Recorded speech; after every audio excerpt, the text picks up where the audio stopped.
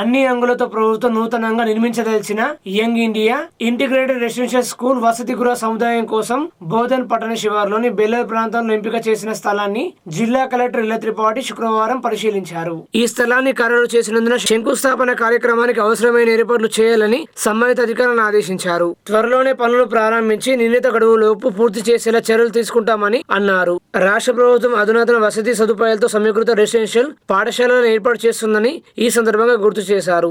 SC, ST, BC, minority వర్గాలకు చెందిన విద్యార్థులందరికీ ఒకే సముదాయంలో అన్ని అధునాతన సౌకర్యాలతో వసతిని కల్పిస్తూ ఉన్నత ప్రమాణాలతో కూడిన నాణ్యమైన విద్యను అందించాలనే సంకల్పంతో అందరికీ ఆదేశంగా నిలిచేలా ఇంటిగ్రేటెడ్ రెసిడెన్షియల్ స్కూళ్లను ప్రభుత్వం అందుబాటులోకి తెస్తుందని కలెక్టర్ తెలిపారు. కలెక్టర్ వెంట Bodhan sub collector Vikas Mahato, D Ramdas, తహసీల్దార్ విఠల్, సంబంధిత శాఖల అధికారులు ఉన్నారు.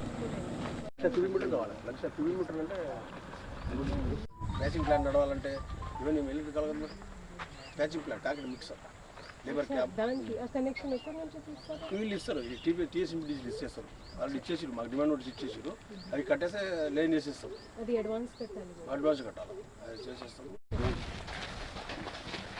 బోధన్ సబ్ కలెక్టర్ కార్యాలయంలో శుక్రవారం బోధన్ బాన్స్వాడ నియోజకవర్గాల పరిధిలోని మండలాల ఎంపీడీఓలు, ఆర్డబ్ల్యూఎస్ ఏఈలు, ఎంపీఓలు, ఇతర అధికారులతో జిల్లా కలెక్టర్ ఇళ్ల త్రిపాఠి మంచినీటి సరఫరా స్థితిగతులపై సమీక్ష నిర్వహించారు.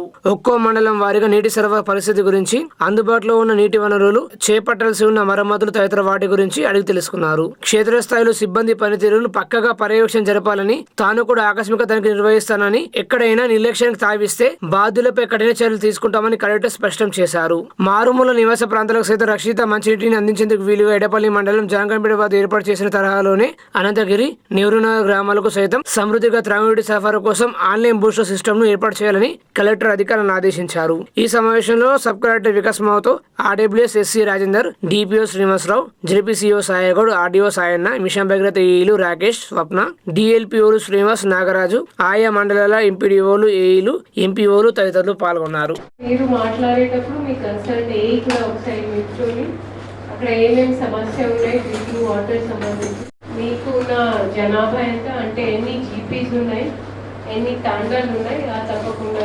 తెలియచేయండి. అండ్ మీ దగ్గర ఉన్న బోర్వెల్స్, హ్యాండ్ పంప్స్, వీటి గురించి కూడా చెప్పాలి. లాస్ట్ ఇయర్ సమ్మర్లో ఏమైనా ఇష్యూ వచ్చిందా లేదా దాని గురించి కూడా మీరు సుదీర్ఘంగా వివరించండి. ఓకే,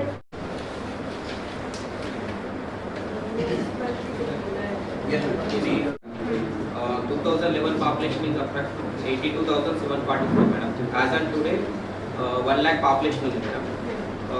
మనకు వచ్చేసి మెయిన్ సోర్స్ వచ్చేసి బెల్లాల్ ట్యాంక్ మేడం. దాని కెపాసిటీ వచ్చేసి 346 MCFT మేడం, ఫుల్ FTL. అది లోకల్ సోర్స్. ఆర్మూరు పట్టణంలో సమ్మె చేస్తున్న ఆర్టీసీ కార్మికులకు బీఆర్ఎస్ పార్టీ జిల్లా అధ్యక్షులు ఆర్మూరు మాజీ ఎమ్మెల్యే జీవన్ రెడ్డి తమ సంపూర్ణ మద్దతును తెలియజేశారు.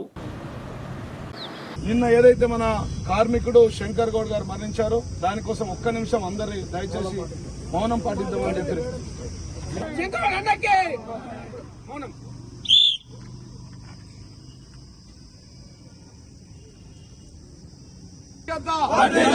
ఆర్టీసీ కార్మికుల ఐక్యత. మొదటి నంబర్లో ఆర్టీసీ కార్మికులను ప్రభుత్వంలో విలీన ప్రక్రియ పూర్తి చేసి 2 PRC బకాయిలు వెంటనే చెల్లిస్తాం. వచ్చే PRC పరిధిలోకి TSRTC కార్మికులను చేరుస్తాం. రాష్ట్ర ప్రభుత్వ ఉద్యోగులతో సమానంగా అన్ని వసతులు సదుపాయాలను కల్పిస్తాం. ఆర్టీసీ బస్సులను ఆధునీకరిస్తాం, విస్తరిస్తాం. అధునాతనమైన సౌకర్యాలతో కొత్త బస్సులను ప్రారంభిస్తాం, కొత్త సర్వీసులను ప్రారంభిస్తాం. ఆర్టీసీ యూనియన్ను పునరుద్ధరణకు అనుమతిస్తాం. ఇది మేము కాదు, మీరిచ్చిన కాంగ్రెస్ 420 దొంగ హామీ. వాటి కోసం పోరాటం చేస్తూ 3 సంవత్సరాల సమయం ఇచ్చి ఇందిరమ్మ రాజ్యం వస్తే మాకంతా మంచిగా జరుగుతుందని చెప్పి ఆలోచించి మిమ్మల్ని గెలిపించారు. మీ ప్రభుత్వాన్ని తీసుకొస్తే ఇవాళ మా ఆర్టీసీ కార్మికులు నిజామాబాద్ జిల్లాలో సమ్మె వేసుకుని హక్కును కోల్పోయారు. మైకులో మాట్లాడదామంటే మైకు లేదు, సిగ్గుచేటు. జిల్లా ఎస్పీ గారికి చెప్తా ఉన్నా, ఈ పద్ధతి మార్చుకోండి. బరాబర్ రేపు 1000 మంది కార్యకర్తలతో నేను వస్తా. అంబేద్కర్ చౌరస్తాలో పర్మిషన్ ఇవ్వండి, మైక్ పర్మిషన్ ఇవ్వండి. ఎట్లియరో మేము చూస్తాం. ఆర్టీసీ కార్మికులు అంటే వాళ్ళు ఒక వ్యక్తులు కాదు, వాళ్ళు 3 ఫేజ్ల కరెంటు ట్రాన్స్ఫార్మర్ అని చెప్పి చెప్తున్నారు. వారితో పెట్టుకుంటే ప్రభుత్వాలు కింద మీద అయిపోయినాయి. గతంలో ఆర్టీసీ కార్మికులతో పెట్టుకున్న వాళ్ళు గత చరిత్రలో కూడా ఉన్నది, మిగిలలేదు. కాబట్టి ఇలా రానున్న రోజుల్లో కాంగ్రెస్ కూలిపోవడానికి ఇది అంతం కాదు, ఆరంభం మాత్రమే అని చెప్పి సందర్భంగా ఏమన్నా శంకర్ గౌడ్, మేము నిన్న తెలంగాణ వల్ల ప్రెస్ మీట్ పెట్టి నిన్న సాయంత్రం అన్న ఆర్టీసీ కార్మికులారా తొందరపడకండి, తొందరపాటు చర్యలు తీసుకోకండి, టీఆర్ఎస్ పార్టీ మీకు అందుబాటులో ఉంటుంది, మీ వెంటే నడుస్తుంది, మీ హక్కుల కోసం పోరాటం చేస్తాం. తెలంగాణ తొలి ముఖ్యమంత్రి కేసీఆర్ కూడా మీ వెంబడే ఉంటారని మాకు చెప్పిండు. బిడ్డ నువ్వు ఆర్మూర్లో ఆర్టీసీ కార్మికుల దగ్గర కూర్చో, వాళ్ళకి మద్దతు వాళ్ళతో ఉండని చెప్పిండు. మేమే కాదు 60 లక్షల సైన్యం మీ వెంట ఉంటుంది. జిల్లా అధ్యక్షుడిగా నేను ప్రతి నిమిషం ఉంటా. ఏ పోలీసులు వస్తారో, ఏం అరెస్ట్ చేస్తారో, ఎన్ని వేల మందిని జైల్లో పెడతారో చూద్దాం. ఇక డిపో ఉందట, కూర్చోవడానికి అవకాశం లేదు. డిపో లోపల బస్ స్టాండ్ లో కూర్చుని సమ్మెలు చేసినాం, సకల జనుల సమ్మె చేసినాం. భార్య భర్తలు, మా కండక్టర్లు, మా డ్రైవర్లు మాతో ఉన్నారు. తెలంగాణ రావడానికి కర్త కర్మ క్రియ. ఆ రోజు కేసీఆర్ ఏ రోజు పిలుపునిచ్చిన మా వెంబట ఉండి మా కోసం పోరాటం చేసి తెలంగాణ రాష్ట్రాన్ని సాధించిన గొప్ప నాయకులు, గొప్ప ఉద్యమకారులు, గొప్ప కార్మికులు ఎవరైనా ఉన్నారు ఈ రాష్ట్రంలో అంటే అది ఆర్టీసీ కార్మికులు అని చెప్పిస్తాను. ఆర్మూరు మున్సిపల్ పరిధి మామిడిపల్లిలో ఐఎఫ్టీ ఆధ్వర్యంలో మేడే గోడ ప్రతులను ఆవిష్కరించారు.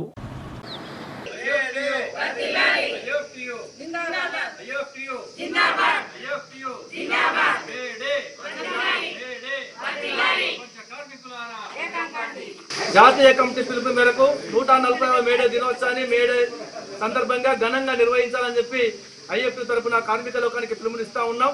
ముఖ్యంగా ఈ దేశంలో కార్మికుల ఉపాధి కాపాడాలని చెప్పి ప్రతి కార్మిక కుటుంబానికి 30,000 వేతనం ఇవ్వాలని చెప్పి 8 గంటల పని విధానమే కొనసాగించాలని చెప్పి కార్మిక వ్యతిరేక మరణ శాసనం కాబట్టి 4 లేబర్ కోడ్లను వెంటనే రద్దు చేయాలని చెప్పి అమిత్ షా నరేంద్ర మోడీ ప్రభుత్వాన్ని ఐఎఫ్టీ డిమాండ్ చేస్తా ఉంది.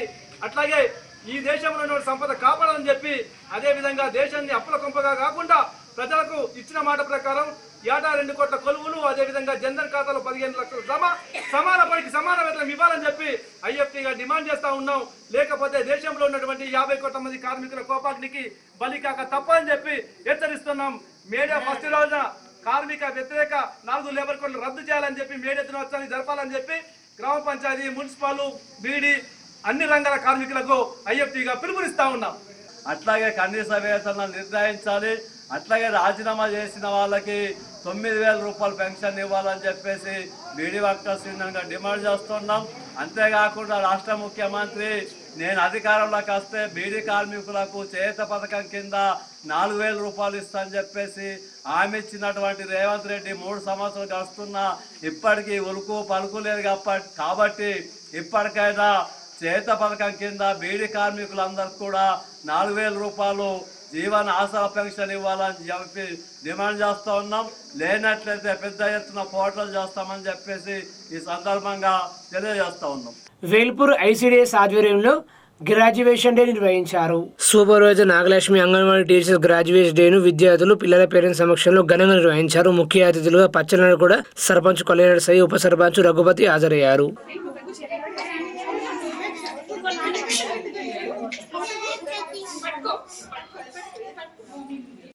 ఈరోజు పచ్చలనాడు కూడా అంగన్వాడీ కేంద్రంలో గ్రాడ్యుయేషన్ డే నిర్వహించడం జరిగింది.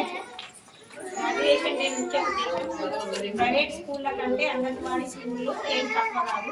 అంగన్వాడీ స్కూళ్ళలో కూడా మంచి నాణ్యమైన ఫీజుతో విద్యని అందించడం జరుగుతుంది.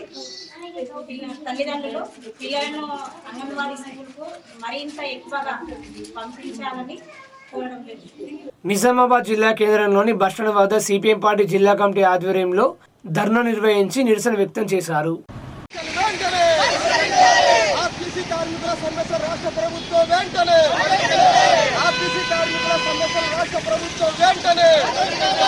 మరణించిన శంకర్ గౌడ్ కుటుంబాన్ని వెంటనే, ఆర్టీసీ కార్మికుడు శంకర్ గౌడ్ కుటుంబాన్ని వెంటనే, మరణించిన శంకర్ గౌడ్ కుటుంబాన్ని వెంటనే, ఆర్టీసీ కార్మికుల సమస్యలు రాష్ట్ర ప్రభుత్వం వెంటనే, ఆర్టీసీ కార్మికుల సమస్యలు రాష్ట్ర ప్రభుత్వం వెంటనే. జిందాబాద్ జిందాబాద్ పరిష్కరించాలి, ఆదుకోవాలి మరణించిన శంకర్ గౌడ్ కుటుంబాన్ని, ఆదుకోవాలి ఆదుకోవాలి మరణించిన శంకర్ గౌడ్ కుటుంబాన్ని.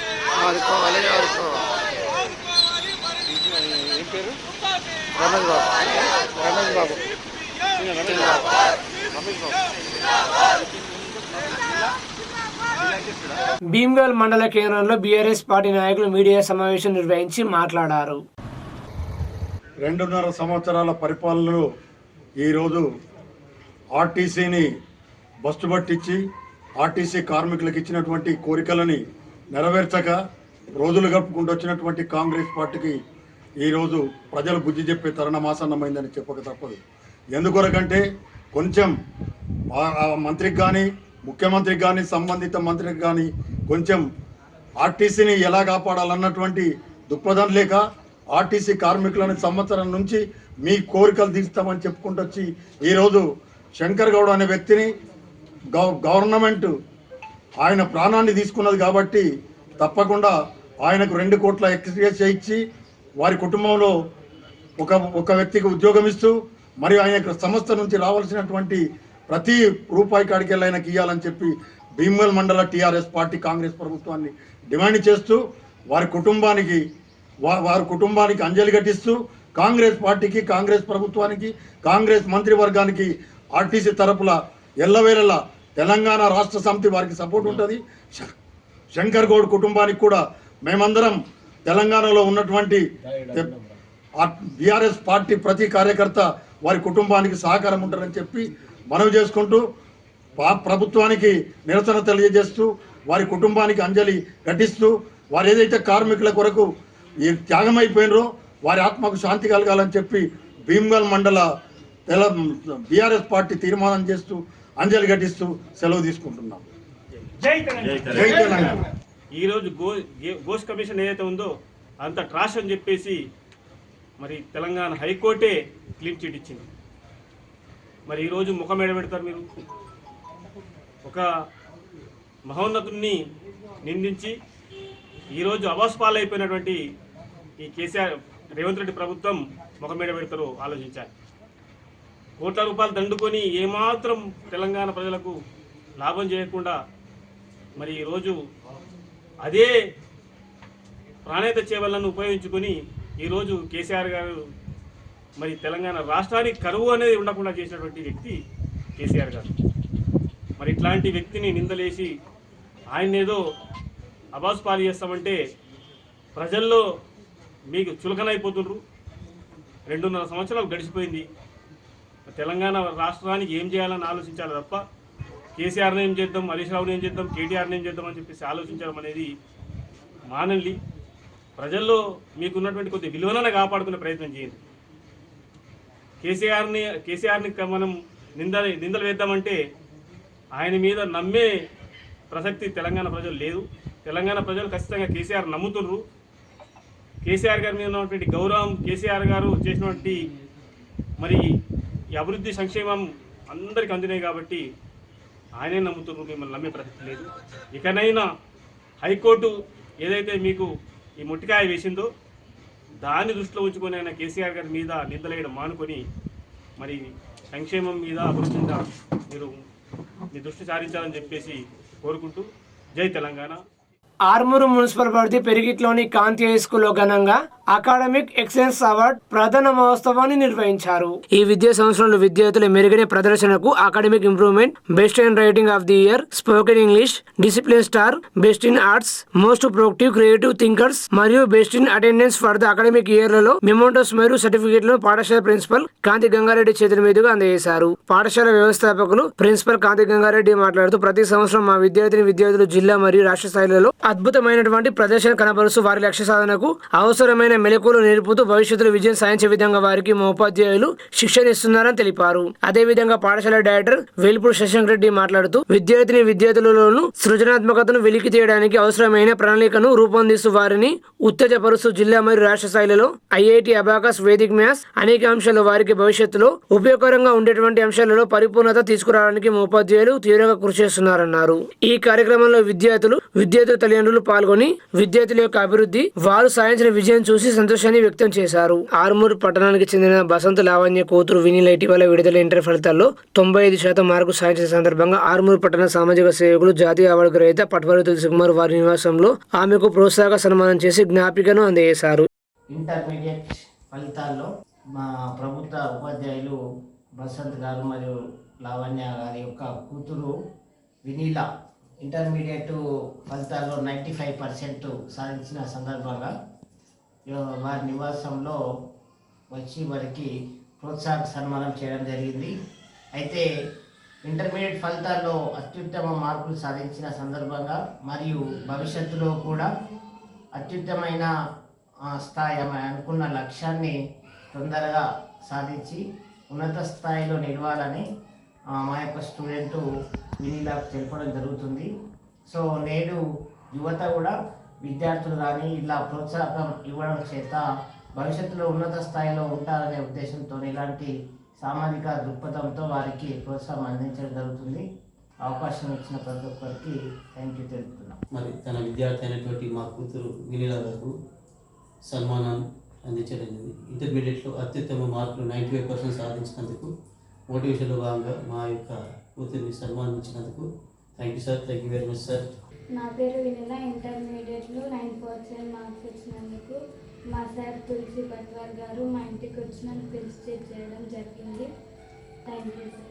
భవిష్యత్తు మరియు సాఫ్ట్వేర్